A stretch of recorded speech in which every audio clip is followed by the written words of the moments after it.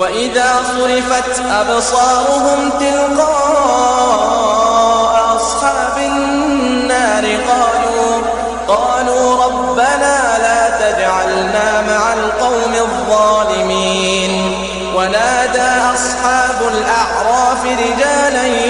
يعرفونهم بسيماهم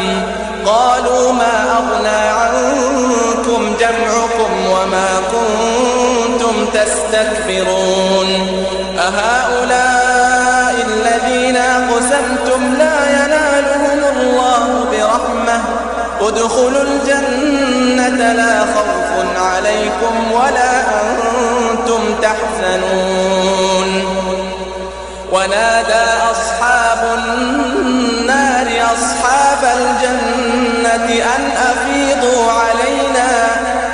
أفيضوا علينا من الماء أو مما رزقكم الله قالوا إن الله حرمهما على الكافرين الذين اتخذوا دينهم لهوا ولعبا وغرتهم الحياة الدنيا فاليوم ننساهم